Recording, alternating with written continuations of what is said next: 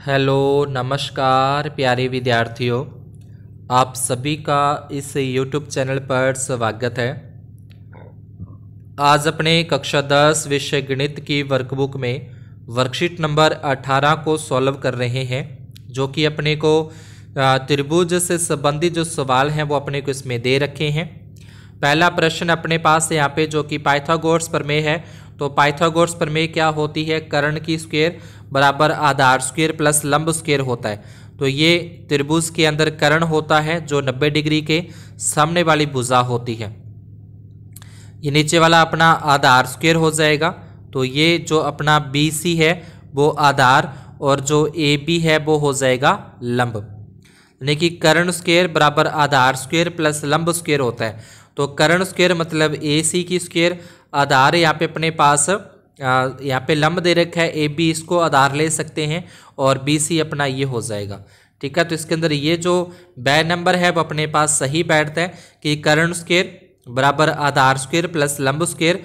अब यहाँ पे प्रश्न जो अपने को ऑप्शन है उसके अंदर ये वाला जो है इसको आधार लिया गया है, तो इससे कोई फर्क नहीं पड़ता क्योंकि दोनों भुजाएं आपस में प्लस ही होती हैं।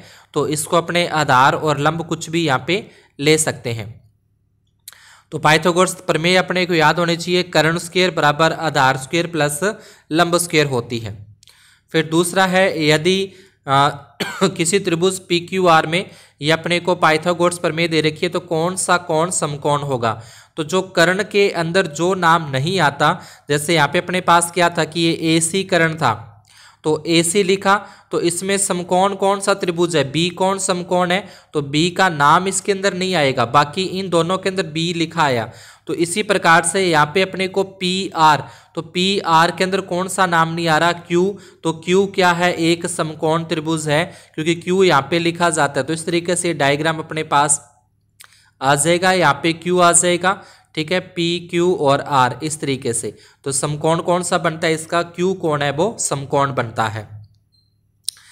तीसरा प्रश्न है, एक सीढ़ी दीवार पर इस प्रकार से टिकी है कि इसका निचला सिरा दीवार से 2.5 मीटर की दूरी पर है और इसकी ऊपरी सिरा वो 6 मीटर है दूरी पर टिका है। तो सीढ़ी की लंबाई ज्ञात करनी है।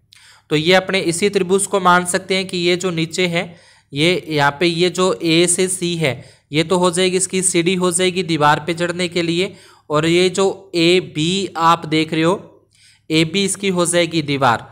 तो ये तो होगी 2.5 मीटर जो कि नीचे वाला सिरा दूरी पर है, और उसके बाद 6 मीटर की ये जहाँ पे दीवार ऊंची है, जहाँ पे सीढ़ी है वो लगी हुई है, और इस सीढ़ी की लंबाई अपने को ज्ञात करनी है। तो इसमें अपने लगाएंगे पाइथागोरस प्रमेय से इसको हल करना है। ठीक है, पाइथागोरस प्रमेय लगा के, तो पाइथागोरस प्रमेय अपने लिखेंगे, सबसे पहले लिखेंगे पाइथागोरस प्रमेय से, और उसके अंदर लिखा जाएगा AC यानी कि कर्ण स्क्वायर बराबर BC मतलब आधार स्क्वायर, और प्लस में AB तो ये आ जाएगा लंब स्क्वायर। पाइथागोरस प्रमेय से AC अपने को ज्ञात करना है, BC अपने को जो CD की नीचे दूरी दे रखी है 2.5, AB का मान अपने को दे रखा है 6, तो यहाँ पे 6 की स्क्वायर हो जाएगी, 2.5 की स्क्वायर करें तो ये हो जाएगा 6.25, और फिर 6 की स्क्वायर करेंगे तो ये हो जाएगा 36। अब दोनों को प्लस करें तो 36 और 6 हो जाएंगे 42, यानी कि 42.25।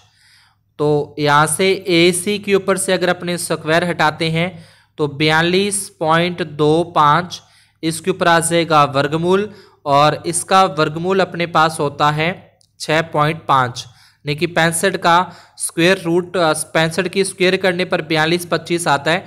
तो यहाँ पे इसका जो आ जाएगा 6.5 मीटर, जो कि अपने को A नंबर के अंदर मिलेगा। तो ये सीढ़ी की लंबाई आ जाएगी 6.5 मीटर की। चौथे प्रश्न के अंदर एक समद्विबाहु त्रिभुज है। तो समद्विबाहु त्रिभुज की दोनों भुजाएं समान होती हैं, तो C कोण 90 डिग्री का। तो इसके अंदर भी अपने को पाइथागोरस प्रमेय लगाएं, तो पाइथागोरस प्रमेय में आ जाएगा कर्ण स्क्वायर, यानी कि AB जो इसका वो कर्ण स्क्वायर है, और उसके बाद कर्ण स्क्वायर बराबर आधार स्क्वायर, तो इसका अपने AC आधार स्क्वायर, और प्लस में लंब, तो लंब इसका हो जाएगा BC की स्क्वायर, कर्ण स्क्वायर बराबर आधार स्क्वायर प्लस लंब स्क्वायर। अब AC का अपने AC रखें, BC की जगह पे भी अपने AC रख सकते हैं क्योंकि ये दोनों भुजाएं बराबर हैं। तो AC स्क्वायर और AC स्क्वायर हो जाएंगे 2AC स्क्वायर और इधर से अपने पास है AB स्क्वायर। तो ये जिसके अंदर अपने को ऑप्शन मिले तो AC भी लिखा आ सकता है और इसकी जगह पे 2BC भी लिखा आ सकता है। ठीक है, तो इसमें से कुछ भी लिखा है, दोनों पे देखना है। तो AB स्क्वायर बराबर 2AC स्क्वायर ये अपना सही हो जाएगा। पांचवें प्रश्न के अंदर कोण बी का मान बताना, तो कोण बी का मान सीधा 90 डिग्री आ जाएगा क्योंकि ये पाइथागोरस त्रिक अपने बना रहे हैं। तो जिसमें पाइथागोरस त्रिक पूरी बन जाती है वो कोण 90 डिग्री का यानी कि समकोण त्रिभुज होता है। और ऐसे ही छठे के अंदर है कोण क्यू का मान अपने को बताना है, तो कोण क्यू का मान भी यहाँ से 90 डिग्री आ जाए क्योंकि इसमें अपने पाइथागोरस प्रमेय अगर अपने लगाते हैं, देखिए पाइथागोरस प्रमेय किस तरीके से, जैसे मैंने यहाँ पे लिखा PR या फिर इसमें एक बार जो मान दे रखे हैं वही रख लें कि 12 की स्क्वायर रख दें। ठीक है, और इधर से अपने पास हो जाएगा 6 की स्क्वायर और प्लस 6√3 की स्क्वायर, ये 6 हो जाएगा और ये 6√3 की स्क्वायर। 12 की स्क्वायर करें 144 होता है, 6 की स्क्वायर हो जाएगा यहाँ से 36 और उसके बाद अपने पास है यहाँ पे इसका करेंगे तो ये 6 की स्क्वायर 36 और 36 गुना में 3, तो 36 को 3 से गुना करेंगे तो ये हो जाएगा 108।